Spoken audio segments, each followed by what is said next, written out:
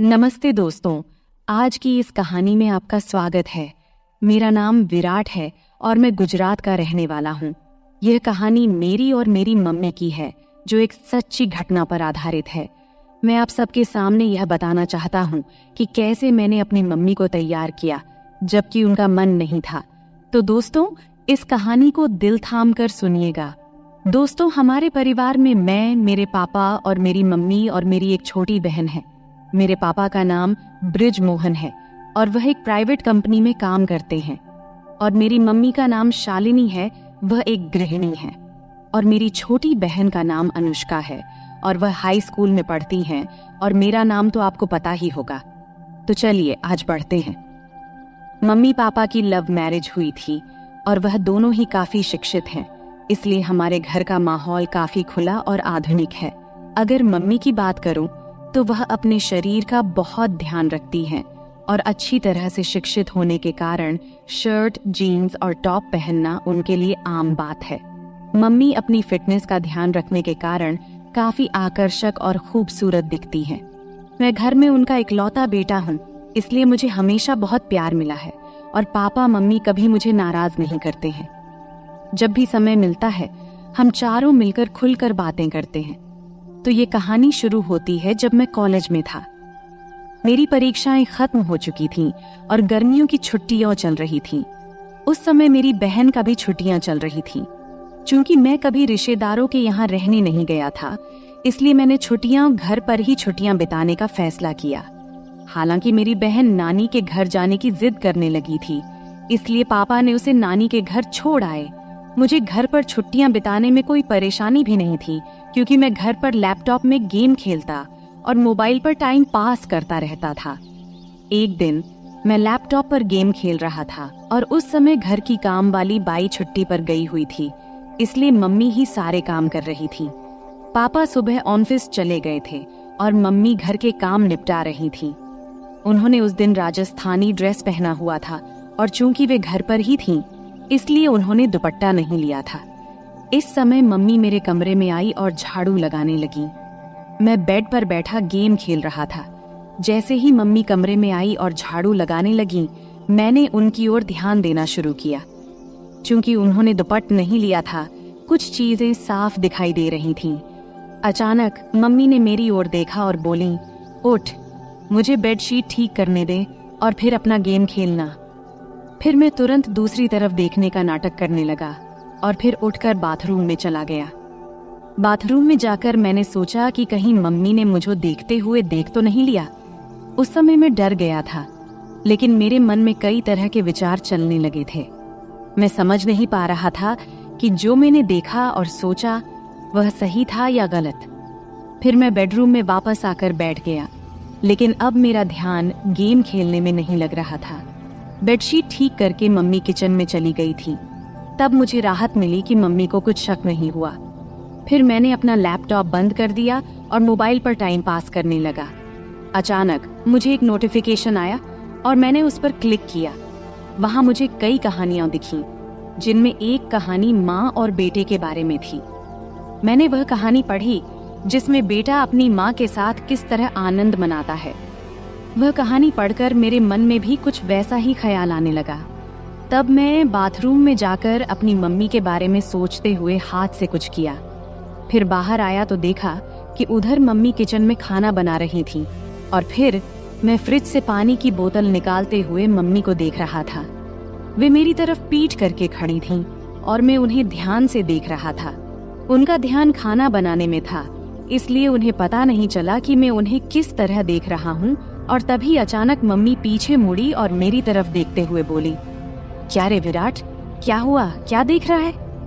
मैं घबरा गया और स्थिति संभालते हुए बोला, कुछ नहीं मम्मी, मैं देख रहा था कि मेरी प्यारी मम्मी कितनी मेहनत करती है, सुबह से लेकर रात तक। यह सुनकर मम्मी को बहुत अच्छा लगा और उसने कहा, हाँ बेटा, कुछ सालों में तुम्हारी भी पत्नी आ जाएगी मेरी मदद करने के लिए। और मम्मी हंस पड़ी।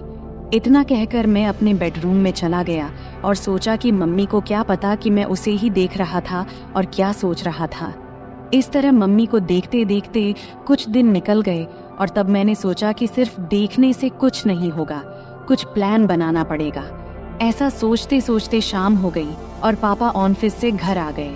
उन्होंने कहा कि ऑफिस के काम के लिए मुझे 10 दिनों के लिए विदेश जाना पड़ेगा।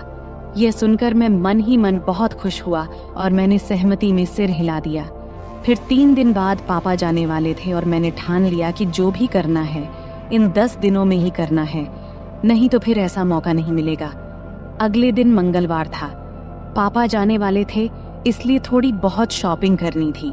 मम्मी और पापा शॉपिंग के लिए निकलने वाले थे। तब मुझसे पूछा, तू आएगा? तो मैंने मना कर दिया और कहा, आप लोग जाओ, मैं गेम खेलूंगा। फिर वे दोनों चले गए और उनके जाते ही मैंने दरवाजा लॉक किया और उनके बेडरूम में गया।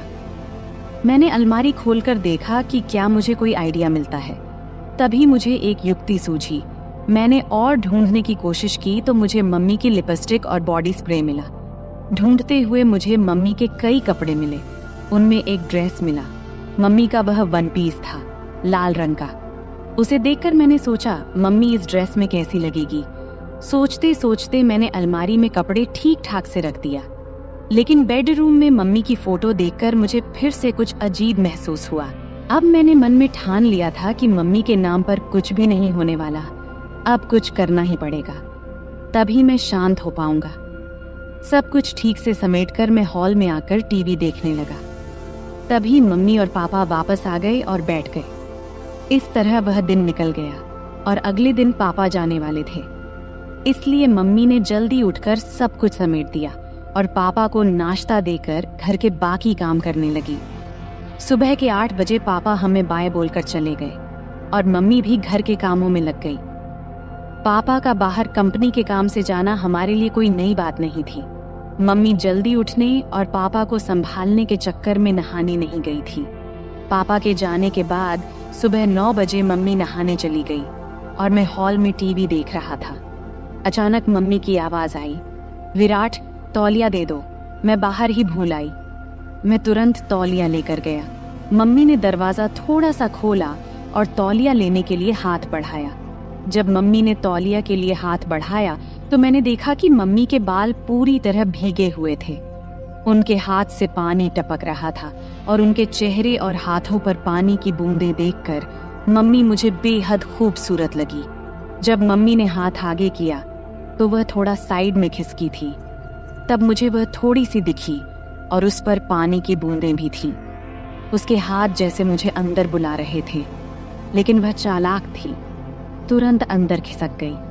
ऐसा लग रहा था कि मैं तुरंत अंदर जाकर उसे खड़ा खड़ा ही आनंद दे दूं। वैसे भी पापा घर पर नहीं थे, लेकिन मैंने खुद पर काबू किया और हॉल में आकर बैठ गया। फिर 5 मिनट बाद मम्मी तौलिया लपेटे हुए हॉल में आई और टीवी के पास लगे शीशे के सामने खड़ी होकर हेयर ड्रायर से बाल सुखाने लगी। मैं और भी ज्यादा परेशान हो गया और उसे पीछे से देखने लगा। जब जब मम्मी अपने बालों में हाथ डालकर हेयर ड्रायर से बाल सुखा रही थी, उसके लिए यह सब नॉर्मल था, लेकिन उसे क्या पता था कि पीछे सोफे पर बैठा लड़का उसे आनंद देने के लिए पागल हो रहा है और उसे पीछे से देख रहा है। मैंने मन में विचार किया कि आज से ही कोशिश करनी चाहिए और मैंने बिना समय गवाए बोला, मम्मी, तू हमेशा साड़ी और राजस्थानी ड्रेस ही पहनती है घर में? तब मम्मी बोली, क्यों रे बेटा, ऐसा क्या है? मुझे जो सही लगता है वो पहनती हूँ। तुम्हें ऐसा क्यों लगता है कि कुछ और पहनना चाहिए? तब मैंने कहा, कुछ नहीं मम्मी, कल जब तूने जीन्स और टॉप पहना था तो बस यूं ही कह रहा था। तब मम्मी बोली, अरे पागल, घर में कौन जीन्स और टॉप पहनता है? बाहर जाना हो तभी पहनूंगी ना। फिर मैंने कहा, ऐसा नहीं है मम्मी, जब तू साड़ी और राजस्थानी ड्रेस पहनती है तो थोड़ा उम्र दराज लगती है, इसलिए बोला। फिर मम्मी ने जवाब दिया कि अब जवान दिखकर क्या करना है, जिससे प्यार किया उसे शादी कर ली, और अब तुझ जैसा आलसी बेटा और अनुष्का जैसी खूबसूरत बेटी है, फिर और क्या चाहिए। इतना कहकर मम्मी जोर से हंसी और बेडरूम में कपड़े पहनने चली गई। मैं भी हंस पड़ा और टीवी देखने लगा। थोड़ी देर बाद मम्मी बाहर आई कपड़े बदल कर। देखकर मुझे खुशी भी हुई और नाराजगी भी, क्योंकि उसने मेरी बात मानी थी। नाराज इसीलिए कि अब वो फिर से पूरी तरह से ढकी हुई थी। मम्मी हॉल में आई और बोली, अब कैसी लग रही हूँ? मैं हैरान होकर बोला, वाह, अब तो तू एकदम मेरी उम्र की लड़की लग रही है।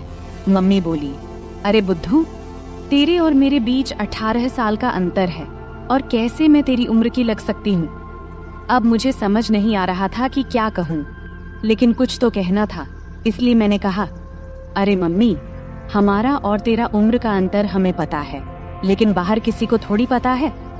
अगर हम दोनों बाहर घूमने गए तो लोग सोचेंगे कि हम गर्लफ्रेंड बॉयफ्रेंड हैं। इतना कहकर मैं जानबूझकर रुक गया और मम्मी की प्रतिक्रिया देखने लगा। तभी मम्मी ने बिना समय गवाए उत्सुकता से पूछा, अच्छा और क्या, बोलना बेटा। अब आगे मैंने कुछ नहीं बोला, बस इतना कहा कि छोड़ो मम्मी, तुम्हें गुस्सा आ जाएगा। तब मम्मी बोली, मुझे कभी तुझ पर गुस्सा आया है क्या? और तुझे भी पता है कि मेरा बेटा कभी गलत नहीं करता, तो मुझे गुस्सा क्यों आएगा? अब जल्दी बोल, क्या कहने वाला था? तब मैंने कहा कि अगर हम साथ में बाहर कहीं घूमेंगे गए तो लोग हमें गर्लफ्रेंड बॉयफ्रेंड समझेंगे, लेकिन तुम्हारे गले में मंगलसूत्र देखकर वे हमें पति पत्नी भी समझेंगे। ये सुनकर मम्मी जोर जोर से हंसने लगी। फिर मम्मी बोली, अरे बाप रे, इतनी छोटी सी बात के लिए मुझे क्यों गुस्सा आएगा? और फिर से मम्मी हंसने लगी। तब मैंने उनसे कहा, हंसो मत मम्मी। इतना कहकर मम्मी ने मुझे चिढ़ाने के लिए फिर से हंसना शुरू कर दिया और मैंने मम्मी की तरफ दौड़ लगाई, मजाक में मारने के लिए। मम्मी तब भागकर किचन में चली गई और हंसती रही। फिर मैं हॉल में बैठकर सोचने लगा कि चलो, शुरुआत तो हो गई है, लेकिन अभी बहुत काम बाकी है और वो भी उतना ही मुश्किल। मम्मी बहुत संस्कारी है और मैंने कभी उसे ऐसा महसूस नहीं किया कि उसे इस तरह की किसी चीज की कमी महसूस हो रही हो। मम्मी और पापा की लव मैरिज होने की वजह से खुशी तो उनमें पहले से ही है। जरूरत तो मुझे थी और मुझे वो जरूरत किसी भी हाल में पूरी करनी थी, वो भी मम्मी से। फिर थोड़ी देर बाद मैंने फिर से कोशिश शुरू की। मम्मी किचन में काम कर रही थी। मैं वहां गया और कहा, मम्मी, तुम्हें रोज रोज ये काम करते करते बोर नहीं होता क्या? तब मम्मी ने कहा, नहीं बेटा, जब हमारी काम वाली बाई आती है तब मुझे आराम मिलता है। तब मैंने कहा, माँ, अभी तो छुट्टियां शुरू ही हुई हैं और मुझे बहुत बोरियत फील हो रही है। तब मम्मी ने बोला, तो क्या करें, कहाँ चलें घूमने? हम दोनों ही हैं घर में अब। मैंने कहा, हाँ चलेंगे मम्मी, लेकिन पापा के आने के बाद। तब मम्मी बोली, तब तक क्या करेगा? मैंने बोला, मुझे एक गेम पता है, अगर तुम्हें कोई दिक्कत न हो तो खेलते हैं घर में। मम्मी ने कहा, मुझे लैपटॉप पर गेम्स खेलने में कोई दिलचस्पी नहीं है, कुछ और बताओ। फिर मैंने कहा, अरे मेरी प्यारी मम्मी, लैपटॉप पर नहीं, बस ऐसे ही हम दोनों खेलेंगे। तब मम्मी बोली, अच्छा ठीक है, कौन सा गेम है? मैंने बोला, मम्मी, ट्रूथ और डेयर। तब मम्मी बोली, अच्छा वो गेम ठीक है, खेलते हैं, लेकिन पहले मुझे घर के काम खत्म करने दे, फिर खेलेंगे। तब मैंने कहा, ठीक है मम्मी, तब तक मैं अपने बेडरूम में जाता हूँ, जब तुम्हारा काम खत्म हो जाए तो बेडरूम में आ जाना। ये कहकर मैंने उसे पीछे से गले लगा लिया और गाल पर एक किस किया और फिर बेडरूम में जाकर बैठ गया। मैं बेडरूम में बैठकर सोचने लगा कि मम्मी तैयार तो हो गई है, लेकिन क्या पूछूं जिससे उसे गुस्सा न आए और मेरा काम भी हो जाए। थोड़ी देर बाद मम्मी बेडरूम में आई और मेरे सामने बैठ गई। फिर मम्मी बोली, अब बोल, क्या खेलना है? तब मैंने बोला, मम्मी तुम्हें तो पता ही ट्रूथ और डेयर का खेल, अब मुझे बताओ कि गेम की शुरुआत तुम करोगी या मैं? तब मम्मी ने कहा, तुम ही करो शुरुआत। फिर मैंने मम्मी से पूछा, आपको ट्रुथ चाहिए या डेयर? तब मम्मी बोली, ट्रुथ। फिर मैंने सवाल पूछा, तुम्हारा शादी से पहले कोई बॉयफ्रेंड था? मेरा सवाल सुनते ही मम्मी बोली, ये कैसा सवाल है विराट?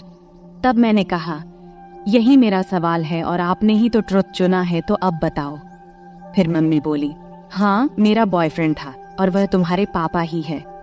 इसके बाद मैं मम्मी से बोला, अब आप मुझसे पूछो, मेरा भी ट्रुथ है। तब मम्मी ने थोड़ा सोचा और फिर मुझसे सवाल पूछा। मम्मी बोली, तुम्हारी कोई गर्लफ्रेंड है? तब मैंने हाँ में जवाब दिया और कहाँ हाँ है, वह मेरे सामने ही बैठी है। मेरा जवाब सुनते ही मम्मी थोड़े गुस्से में बोली, अरे बेटा, ऐसा बोलना गलत है। मैं तुम्हारी मम्मी हूँ। शुरू में ही मेरा आत्मविश्वास थोड़ा कम हो गया, क्योंकि मम्मी को ऐसे गेम्स में कोई इंटरेस्ट नहीं था और वह संस्कारी थी। लेकिन मैं हार मानने को तैयार नहीं था। तभी मैंने कहा, अरे मम्मी, मजाक में बोला था, आप तुरंत क्यों गुस्सा हो जाती हो? तब मम्मी प्यार भरी मुस्कान के साथ हंस पड़ी और सिर हिला दिया। इसके बाद फिर मैं मम्मी से पूछा, अब आपको क्या चाहिए, ट्रुथ या डेयर? तो फिर से मम्मी ने ट्रुथ बोला। तब मैं उनसे सवाल किया, शादी से पहले क्या आपने कभी आनंद लिया या कोई खेल खेला है? तब मम्मी गुस्से में बोली, विराट, ये ज्यादा हो रहा है। मुझे नहीं लगता कि तुम्हें ऐसे सवाल पूछने चाहिए। अब हमें यहीं रखना चाहिए। इस पर मैं कहा, अरे मम्मी, हम अच्छे दोस्त हैं और मुझे नहीं लगता कि तुम मुझसे कुछ छुपा सकती हो। अगर तुम मुझसे प्यार करती हो और मुझ पर विश्वास है तो। फिर मम्मी बोली, लेकिन बेटा, तुम मेरे बेटे हो और ये बातें सही नहीं है। तब मैंने उनसे कहा, मम्मी, तुम तो बहुत पढ़ी लिखी हो, फिर भी तुम्हें ये बातें गलत लगती हैं। ये वही बातें हैं जो हमें फर्स्ट साइंस में सिखाई जाती हैं। तब मम्मी बोली, ये साइंस में नहीं सिखाई जाती बेटा। तब मैंने कहा, नहीं सिखाई जाती तो फिर मुझे इन चीजों के बारे में कुछ भी पता नहीं होना चाहिए। इसके बाद मम्मी बोली, तुम्हें हर चीज जानने का पूरा हक है, लेकिन ध्यान रखो कि तुम किससे पूछ रहे हो। तुम मुझसे यानी अपनी माँ से ये सब पूछ रहे हो।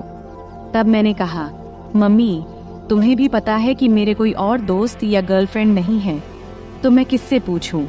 तुम ही हो जिससे मैं हर बात करता हूँ। तब मम्मी को थोड़ा बुरा लगा, क्योंकि बचपन से ही मैं ज्यादा बाहर नहीं गया था और इसलिए मेरे ज्यादा दोस्त भी नहीं थे। उसे समझ में आ गया कि मैं नहीं मानूंगा, तो वह बात करने के लिए तैयार हो गई। तब मम्मी बोली, हाँ, हमने कई बार वैसे किया है और एक बार आनंद भी लिया था। तब मैंने कहा, मम्मी, इतनी छोटी सी बात के लिए कितना समय लिया? इस पर मम्मी बोली, अब तो खुश हो ना? फिर मम्मी थोड़ी मुस्कुराई और बोली, अब तुम बताओ, तुम्हें क्या चाहिए, ट्रुथ या डेयर? तब मैंने उनसे कहा, डेयर।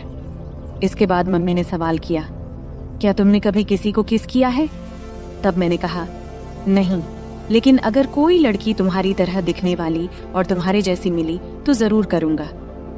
इस पर मम्मी बोली, क्या? अभी तो तुम कह रहे थे कि मैं तुम्हारी गर्लफ्रेंड हूँ और अब फिर कह रहे हो कि अगर कोई और मिली तो करोगे। इतना सुनते ही मैंने बोला, तो क्या तुम्हें किस करूं? तब मम्मी बोली, हाँ, लेकिन गाल पर। मैंने कहा, नहीं, मुझे कहीं और चाहिए। अब मम्मी बहुत गुस्सा हो गई थी और मुझे डांटने लगी, लेकिन फिर भी मैंने हार नहीं मानी, क्योंकि मुझे पता था कि अगर अब रुक गया तो फिर कभी मम्मी से बात नहीं कर पाऊंगा। किसी तरह मम्मी को शांत किया और गेम फिर से शुरू किया। मैंने कहा, ठीक है मम्मी, गाल ही सही, अब मैं करूं? तब मम्मी बोल, हाँ, जल्दी करो। तब मैंने मम्मी के पास गया और कुछ देर देखता ही रहा। फिर मैंने वह किया जो मुझे नहीं करना चाहिए था। फिर धीरे धीरे मम्मी को तैयार करके मैंने मजा लेना शुरू कर दिया। अभी थोड़ा सा लिया था, तभी मम्मी ने मुझे रोकने की कोशिश की। तब मैंने महसूस किया कि मैं अपनी हदें पार कर रहा हूँ। इस समय मम्मी की आंखों में नाराजगी और चिंता साफ झलक रही थी। उन्होंने मुझे प्यार से समझाते हुए कहा, विराट, ये सब बातें एक मजाक तक ठीक हैं, लेकिन माँ बेटे के रिश्ते की एक मर्यादा होती है, हमें उसे पार नहीं करना चाहिए। मैंने मम्मी की बात को गंभीरता से लिया। मुझे भी एहसास हुआ कि मम्मी का दिल दुखाना गलत था। मैंने मम्मी से तुरंत माफी मांगी और उनसे वादा किया कि अब मैं ऐसा कोई मजाक नहीं करूंगा जिससे हमारे रिश्ते में कोई दूरी आए। मम्मी ने मेरी माफी को स्वीकार करते हुए मुझे गले लगा लिया और कहा, बेटा, मैं हमेशा तुम्हारी दोस्त रहूंगी, लेकिन हमें यह भी याद रखना चाहिए कि हमारे रिश्ते की कुछ सीमाएं होती हैं। तब मैंने मम्मी से कहा, हाँ मम्मी, अब मैं समझ गया हूँ, मैं आपको कभी दुखी नहीं करूंगा। इसके बाद हम दोनों ने हंसते हुए फिर से सामान्य बातचीत शुरू की। अब मम्मी ने मुझे मेरे दोस्तों के साथ अधिक समय बिताने की सलाह दी और कहा कि जीवन में रिश्तों की मर्यादा और सम्मान बनाए रखना बेहद जरूरी है। इस बातचीत ने मुझे यह सिखाया कि मजाक की भी एक सीमा होती है और रिश्तों में आपसी समझ और सम्मान होना चाहिए। अंत में हम दोनों ने एक दूसरे के साथ हंसते हुए खेल खत्म किया और यह वादा किया कि हमारे बीच दोस्ती और प्यार हमेशा बना रहेगा, लेकिन रिश्तों की मर्यादा को भी कभी नहीं भूलेंगे। तो दोस्तों, यह थी हमारी आज की छोटी सी कहानी। आपको यह कहानी कैसी लगी कमेंट करके जरूर बताएं। अगर आपको यह कहानी पसंद आई हो तो इसे लाइक करें और अपने दोस्तों के साथ शेयर करें। आगे भी ऐसी ही रोमांचक कहानियों के लिए हमारे चैनल को सब्सक्राइब करें और बेल आइकन दबाना न भूलें ताकि आप हमारी कोई भी कहानी मिस न करें। धन्यवाद। यह कहानी काल्पनिक है, इसे किसी गलत उद्देश्य से न लिया जाए। अरे, मैं तुमसे कुछ पूछ रही हूँ बेटा, तुम्हारा ध्यान कहाँ है? नीचे बैठकर सब्जी काटते हुए माँ बोली। तब मेरा ध्यान कहीं और था। फिर झट से ध्यान भटकाते हुए बोला, क्या कह रही थी माँ? तब दोबारा से माँ ने कहा, मैं ये कह रही थी कि आजकल तुम्हारा काम बहुत बढ़ गया है, ऐसा लगता है। मैंने जवाब देते हुए कहा, हाँ माँ, काम तो बहुत बढ़ गया है, अब तो समय ही नहीं मिलता, इसलिए अभी मैं ग्राहकों की डिमांड पूरी करने में लगा हूँ। बस थोड़े दिन आप इंतजार कर लो, सब खत्म होते ही जल्द ही मैं आपको फ्री मिलूंगा। नमस्ते दोस्तों, आज की इस कहानी में आपका स्वागत है। मेरा नाम अभय है और आज मैं आपको अपनी और अपने माँ की कहानी सुनाने वाला हूँ। मेरे माता पिता का तलाक उनकी शादी के 5वें साल में ही हो गया था। उस समय मेरी उम्र सिर्फ 4 साल थी और मेरी माँ 24 साल की थी। तब मेरे नाना ने मेरी माँ से उनकी दूसरी शादी के लिए कहा, लेकिन तब माँ ने साफ साफ शादी से मना कर दिया था। तब कोर्ट के फैसले के अनुसार पापा हर महीने 40,000 रुपए और रहने के लिए एक घर दिए थे, जिससे हमारी सारी जरूरतें पूरी हो जाती थीं। तब हम एक सोसाइटी में एक बेडरूम और एक किचन के फ्लैट में रहते थे। तब घर में सिर्फ मैं और माँ ही थे, इसलिए हम दोनों एक दूसरे से ही बातें किया करते थे। मेरी माँ का स्वभाव थोड़ा सख्त था, लेकिन हम दोनों एक दूसरे का ख्याल अच्छे से रखते थे। अब मेरी उम्र 28 साल है और मेरी माँ 48 साल की है। मैंने ग्रेजुएशन के बाद फैशन डिजाइनिंग का कोर्स किया था और एक बड़े डिजाइनर के साथ काम करना शुरू किया। वहां से बहुत कुछ सीखने के बाद मैंने अपना खुद का सिलाई की दुकान खोला, जो धीरे धीरे अच्छा चलने लगा। अब मेरे पास बस टेलर काम करते हैं। एक दिन सुबह माँ सब्जी काट रही थी, तब उन्होंने मुझसे पूछा, अभय, तुम किस तरह के कपड़े बनाते हो? मैंने कहा, लेडीज के सभी तरह के कपड़े। क्यों माँ, क्यों पूछ रही हो? उन्होंने कहा, ऐसे ही रे। फिर माँ ने पूछा, साड़ियाँ, ब्लाउज, साया, घाघरा चोली, ये सब भी बनाते हो क्या? मैंने कहा, हाँ माँ, सब बनाते हैं। फिर माँ ने कहा, तब तो तुम्हारे सिलाई की दुकान में रोजाना बहुत सारे महिलाएं आती होंगी। इस पर मैंने कहा, हाँ माँ, बिजनेस किया है तो पुरुष, महिलाएं सब तो आएंगी ही ना। फिर आगे माँ ने पूछा, तो बेटा महिलाएं का नाप कौन लेता है? कोई आदमी रखा है क्या? तब मैंने कहा, हाँ माँ, सब मैनेज हो जाता है, आजकल सब चलता है, लेकिन तुम इतना क्यों पूछ रही हो?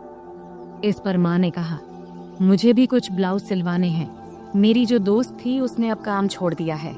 मैंने कहा, माँ, आप इतने देर से पहेलियां क्यों बुझा रही थी? अगर आपको ब्लाउज बनवाना है तो इसमें दिक्कत क्या है? तुम अपना पुराना ब्लाउज दे दो, मैं टेलर को दे दूंगा, वह बना देगा, फिर लाकर तुम्हें दे दूंगा। इतना सुनते ही माँ ने कहा, मेरा कोई भी ब्लाउज अब फिट नहीं होता है, नई नाप लेनी पड़ेगी। इस पर मैंने कहा, ठीक है माँ, मैं टेलर को बोल दूंगा, कल टेलर आकर तुम्हारी नाप ले लेगा। अब तो कोई दिक्कत नहीं है ना? तभी माँ बोली, बेटा मुझे ऐसा नहीं लगता कि मैं किसी अजनबी आदमी को अपना नाप लेने दूंगी। मैंने कहा, माँ, अगर आप नाप नहीं देंगी तो फिर ब्लाउज कैसे सिलाएगा? फिर थोड़ी देर सोचने के बाद माँ ने कहा, तू ही क्यों नहीं मेरा नाप ले लेता? यह सुनकर मैं हैरान होकर बोला, मैं? ये कैसे हो सकता है? माँ ने जवाब दिया, इसमें क्या है, मुझे तुझसे नाप लेने में कोई दिक्कत नहीं होगी। अब मैं थोड़ा असमंजस में पड़ी एज गया था, क्योंकि दूर से देखने और किसी को छूने में बहुत फर्क होता है। लेकिन तब यह हाथ आया, मौका छोड़ना भी मुझे सही नहीं लगा। उस दिन सोमवार का दिन था और उस दिन विश्वकर्मा पूजा था, तो सिलाई की दुकान बंद था। तब मैंने सोचा कि आज ही ये काम कर लेना चाहिए। फिर सुबह नाश्ता करके मैं सिलाई की दुकान से कुछ एल्बम और माप लेने का सामान लेकर आ गया। तब मैंने ऐसे एल्बम चुना था जिनमें डिजाइन वाले ब्लाउज दिखाए गए थे। इनमें से कुछ बहुत ही छोटे और बैकलेस थे। फिर मन ही मन मैंने तय किया कि आज ये काम अच्छे से पूरा करना है। 12 बजे जब मैं घर पहुंचा तब माँ रसोई में थी। उन्होंने मुझसे कहा, बेटा आ गया तू, सामान ले आया? तब मैंने कहा, हाँ सब ले आया हूँ, अब तुम जल्दी से अपना काम खत्म कर लो।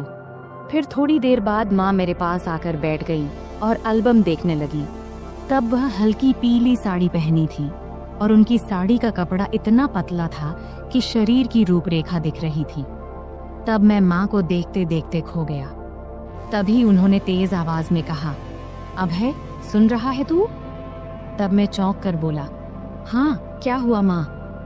तब माँ ने एल्बम दिखाते हुए कहा, इतने छोटे ब्लाउज कैसे पहन सकती हूँ मैं, मुझे ये डिजाइन पसंद नहीं है। तब मैंने समझाया, अरे ये सब तो बस डिजाइन दिखाने के लिए है, तू वैसे ही सिलवा लेना जैसा तुझे पसंद हो। फिर थोड़ी बहस के बाद माँ मान गई और बोली, ठीक है चल अंदर माप ले ले। तब हम बेडरूम में गए। फिर मैंने माप लेने के लिए टेप निकाला। तब माँ खड़ी हो गई और बोली, सही से माप लेना ताकि बाद में दिक्कत कोई ना हो। तब मैं अपनी माँ का नाप लेने के लिए तैयार था। अपने मन पर और खुद पर पत्थर रखकर मैंने यह काम शुरू किया। तब मैं पूरी कोशिश कर रहा था कि यह काम एक प्रोफेशनल टेलर की तरह करूं, लेकिन इस दौरान मेरे दिल की धड़कन तेज हो गई। तभी माँ ने और करीब आकर मुझसे कहा, चल जल्दी कर, मुझे और काम भी करना है। फिर मैंने माप लेना शुरू किया और पहले मैंने माँ के बाजू, कंधे और कमर का नाप लिया। फिर थोड़ा रुककर मैंने माँ से पूछा, माँ ब्लाउज के नीचे की पट्टी इतनी छोटी क्यों होती है, इससे परेशानी नहीं होती क्या? मैंने सुना है कि कई महिलाओं को वहाँ के कपड़े काटने से दिक्कत होती है, क्या तुम्हें कभी ऐसा हुआ है? इस पर माँ ने सिर झुका लिया और कहा, मुझे तो अभी तक कोई दिक्कत नहीं हुई। फिर मैंने कहा, मुझे लगता है कि तुम्हें थोड़े बड़े डिजाइन के ब्लाउज सिलवा लेने चाहिए। इस पर माँ ने हामी भरी और मैं फिर नाप लेने लगा। मैंने गले का नाप लेना शुरू किया। टेप को माँ की गर्दन के चारों ओर रखा। तब मैंने यह ध्यान रखा कि मेरी उंगलियां उनकी त्वचा को न छुएं और उनसे 1 इंच की दूरी पर रहें। फिर आगे मैंने पूछा, गला इतना रखना है या थोड़ा कम ज्यादा करूं? क्योंकि मेरी माँ का गला थोड़ा बड़ा था और वहाँ थोड़ी सी गहराई दिखाई दे रही थी, इसीलिए मैंने थोड़ा झिझकते हुए कहा, माँ तुम्हें क्या ठीक लगेगा? माँ ने मुस्कुराते हुए कहा, बेटा तुम तो अब इस काम में माहिर हो गए हो। मैंने जवाब दिया, माँ तुम जैसा कहोगी मैं वही करूँगा। फिर माँ ने फिर कहा, टेप को इतना दूर क्यों रखा है, इसे सही जगह पर रखो तभी नाप सही आएगा। ये कहते हुए माँ ने टेप को अपने हाथ से सही जगह पर लगा दिया। इस दौरान मेरे हाथ पहली बार माँ की गर्दन को छू गए। तब मुझे ऐसा लगा जैसे मुझे जोर का झटका लगा हो, लेकिन मैंने खुद पर काबू रखा और उस पल का पूरा आनंद लिया। तभी माँ ने कहा, ये पुराने ब्लाउज अब टाइट हो गए हैं, अब मैं थोड़ा ऊंचे और गहरे गले के ब्लाउज सिलवाने की सोच रही हूँ। तुम्हें क्या लगता है? अभय तुम तो इतनी महिलाओं के कपड़े सिलते हो, बताओ मेरे शरीर के हिसाब से क्या और कैसे अच्छा लगेगा। तब मैंने सोचा कि अगर मैंने अब आगे कदम नहीं बढ़ाया तो मैं अपने आप तक ही सीमित रह जाऊंगा। इसीलिए मैंने अलग अलग तरकीबें आजमाने का फैसला किया। मैंने माँ को बड़ी सहजता से अपने सिलाई की दुकान में बनने वाले अलग अलग डिजाइन के ब्लाउज के बारे में बताने और समझाने का सोचा। मैंने कहा, मुझे लगता है कि गला जितना गहरा है उतना ही काफी है, लेकिन अगर गले को गहरा रखकर बाकी हिस्से को थोड़ा बड़ा बना दिया जाए तो कैसा रहेगा? फिर मैंने टेप को उनके गले से निकालते हुए कहा, और गले को थोड़ा और गहरा बनाने में क्या दिक्कत है? फिर माँ बोली, बाकी हिस्से को बड़ा कैसे करेंगे ये बताओ। अब माँ भी थोड़ा सहज होने लगी थी और यही मैं चाहता था। मैंने कहा, 1 मिनट रुकिए, मैं आपको समझाता हूँ, लेकिन उससे पहले आखिरी माप ले लेने दीजिए। फिर मैंने कहा, आप दोनों हाथ को थोड़े ऊपर उठाओ। अब मैं उसके पीछे जाने वाला था। उसने हाथ उठाए ही थी कि मैं उसके करीब आकर उसकी पीठ के पीछे से अपने हाथ ले गया। फिर मैंने उसके कंधों पर हाथ रखा और उसे धीरे धीरे उसकी कमर के बीच तक लाकर नाप लिया और बोला, माँ, यह 34 इंच आ रहा है। चलो एक काम करते हैं, 33.5 या 34.5 ही ले लेते हैं। वैसे भी सिलाई करते वक्त अलग अलग डिजाइन के लिए थोड़ा बहुत अंतर रखना पड़ता है। फिर मैंने माँ से पूछा, माँ, क्या आपको बुरा लग रहा है माप लेने से? माँ ने जवाब दिया, नहीं बेटा, ज्यादा नहीं। फिर मैं थोड़ा झिझकते हुए उसकी साड़ी के 34 इंच का माप लेते हुए बोला, माँ अब बता, तेरा माप तो लगभग सब सही है। उसने कहा, थोड़ा टाइट लग रहा है बेटा। फिर मैंने टेप को गले में डालकर कहा, अब यहाँ आईने के सामने आ जाओ। फिर मैंने उसके दोनों कंधे पकड़कर उसे आईने के सामने खड़ा कर दिया। तब उसके चेहरे पर एक सवालिया भाव था। फिर मैंने कहा, माँ, सब बताता हूँ, थोड़ा सा रुक जा, पहले पानी पीकर आता हूँ, तुझे चाहिए क्या? तब उसने सिर हिलाकर मना कर दिया। फिर मैं रसोई में गया, पानी पिया और खुद को थोड़ा ठीक किया। फिर कुछ आगे का सोचने लगा कि अब यह सब करते हुए मैं अगले कौन सा कदम बढ़ाऊं। तब 2-3 विकल्प मेरे मन में आए। फिर मैं वापस बेडरूम में आ गया। तब माँ ने अपना पल्लू फिर से कंधे पर ठीक से ले लिया था, लेकिन 6 फुट के बड़े शीशे के सामने वह बेहद ही सुंदर लग रही थी, जिसे मैं शीशे में ही निहारने लगा। तभी माँ बोली, कहाँ ध्यान है बेटा, इधर देखो, अब मैं तुझे इसी ब्लाउज में बदलाव करके दिखाती हूँ, जैसा कि तूने मुझसे कहा कि हम गले को 1 इंच गहरा कर लेते हैं। फिर उसने कहा, तू ऊपर वाला हुक खोल और ऊपरी किनारों को अंदर मोड़ कर देख। तब उसे ठीक से समझ नहीं आया, तो उसने प्रश्न भरी नजरों से मेरी ओर देखी और बोली, मुझे समझ नहीं आ रहा, तू ही कर ले, मैं यह तुझ पर छोड़ती हूँ। तब तीर सीधे निशाने पर लगा था और मुझे भी यही चाहिए था।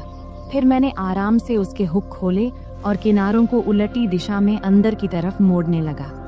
मैं ऐसा कर रहा था और वह खुद को शीशे में देख रही थी। फिर मैं जल्दी जल्दी अपने काम निपटाने लगा। उस दिन मुझे भी एक अजीब सा सुकून मिल रहा था। जब मेरा काम हो गया तो मैं उसके और ड्रेसिंग टेबल के बीच से हटकर एक तरफ हो गया और उससे कहा, देखो, अब यह वैसे ही है जैसा तुम चाहती थी, 1 इंच गहरा। क्या लगता है, अब बताओ। फिर माँ ब्लाउज की तरफ देखने लगी और मुझसे बोली, अब है, तुझसे सच कहूँ तो ऐसे गले में मुझे बहुत आराम महसूस होता है। ऐसे ब्लाउज पहनने पर ऐसा नहीं लगता जैसे हंस को पानी में तराने से।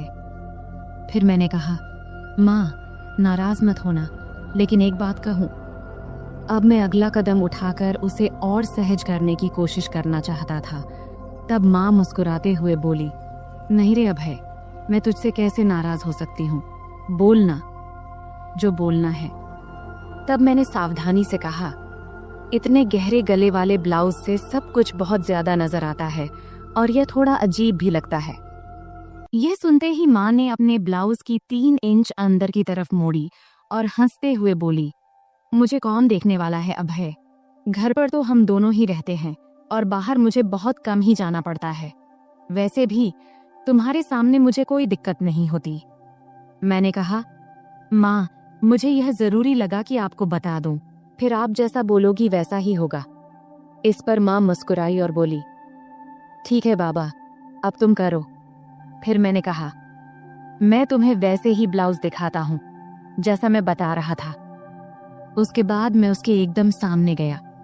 जैसे ही मैं उसके पास गया, वह थोड़ा आगे बढ़ी।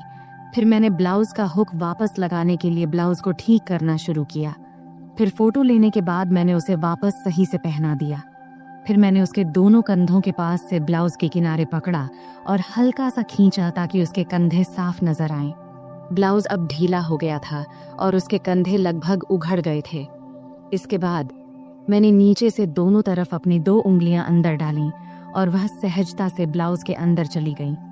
तब उसने मेरी तरफ देखकर कहा, क्या कर रहे हो बेटा, मुझे कुछ समझ नहीं आ रहा, बस 1 मिनट रुको माँ। मैंने सिर हिलाते हुए कहा और फिर अपने काम में लग गया। अब मैंने उसके ब्लाउज के नीचे की किनारी पकड़ा और उसे थोड़ा नीचे खींचा। फिर मैंने उसके ब्लाउज के नीचे के दोनों हुक खोल दिए अब उसकी गर्दन की कटिंग थोड़ी दिख रही थी।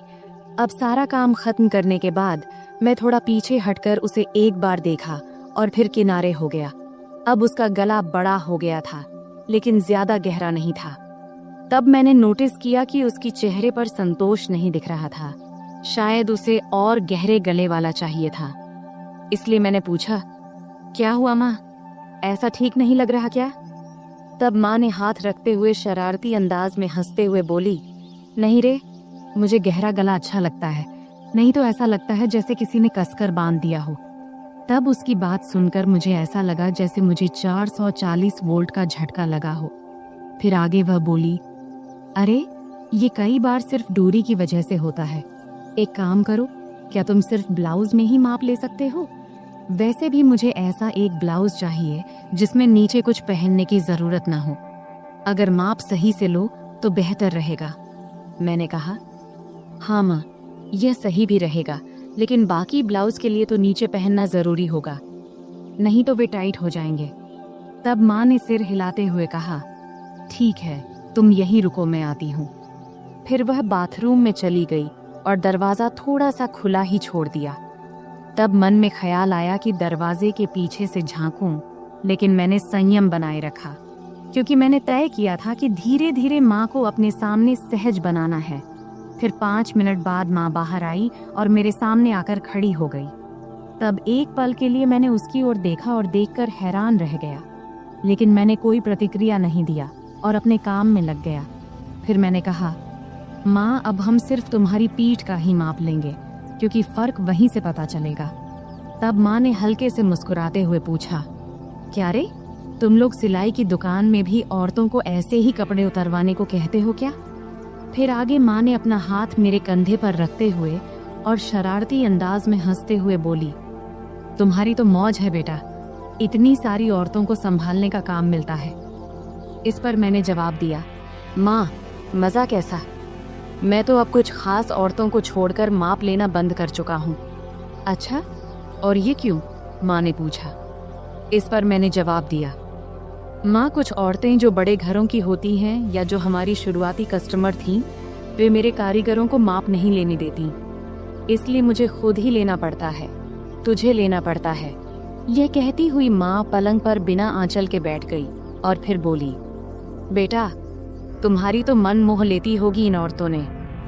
मैंने मुस्कुराते हुए कहा, नहीं माँ, मैं तो बिल्कुल प्रोफेशनल तरीके से काम करता हूँ। फिर माँ ने शरारती मुस्कान के साथ पूछा, लेकिन फिर भी तुम्हें उनका स्पर्श तो होता होगा ना, है कि नहीं? सच बता। इस पर मैं थोड़ा शर्माते हुए बोला, हाँ, होता है, लेकिन वे कुछ नहीं कहती, क्योंकि उन्हें मेरे सामने सुरक्षित महसूस होता है। फिर माँ ने हंसते हुए कहा, मेरा बेटा कितना समझदार है। ये कहते हुए उसने मुझे गले लगा लिया। इतनी ठंडी रात में उसके गले लगाने से उसकी गर्माहट मुझे महसूस होने लगी। फिर थोड़ा पांव खींचते हुए माँ ने पूछा, बेटा, तुमने ये सब बातें कहाँ से सीखी? मैंने कहा, माँ, इन औरतों से ही। वे इतने अलग अलग शब्द बोलती हैं कि क्या बताऊं। फिर माँ ने मजाक करते हुए कहा, अच्छा बेटा, तुम मुझे भी कुछ बताओ।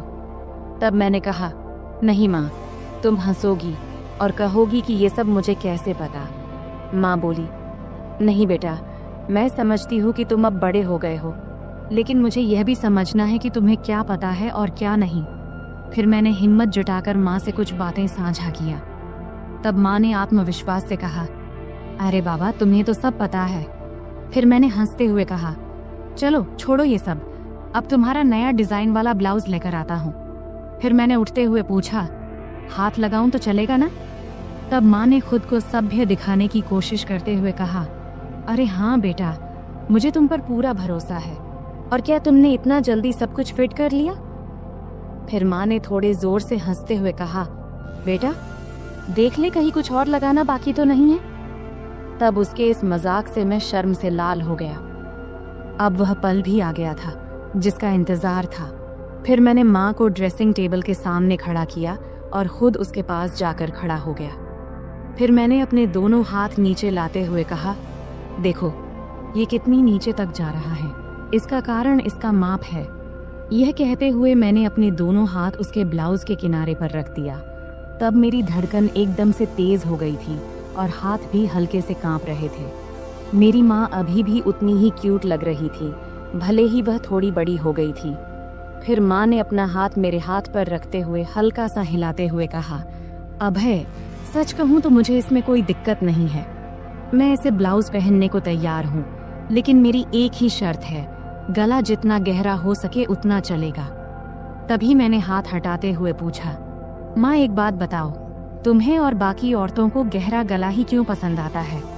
नॉर्मल गला भी तो अच्छा लगता है। इस पर माँ ने मुस्कुराते हुए बोली, अरे बेटा, मुझे तो ये घर में ही पहनने हैं। घर में तो कोई दिक्कत नहीं है, इससे थोड़ा आरामदायक लगता है और गर्मी भी नहीं लगती। फिर माँ बोली, बेटा तुम एक बात बताओ, अगर गला बहुत गहरा हुआ तो पट्टी दिखेगी क्या? मैंने जवाब दिया, हाँ जरूर दिखेगी, लेकिन अगर गर्मी लगती है तो आल घर में सिर्फ गाउन क्यों नहीं पहनती? खैर कुछ ना पहनोगी तब भी चलेगा, मैं तुम्हारे लिए एक सुंदर स्लीवलेस गाउन सिलवा देता हूँ। तब माँ ने अपना नाक सिकोड़ते हुए कहा, गाउन और वह भी स्लीवलेस? मुझे पसंद नहीं है।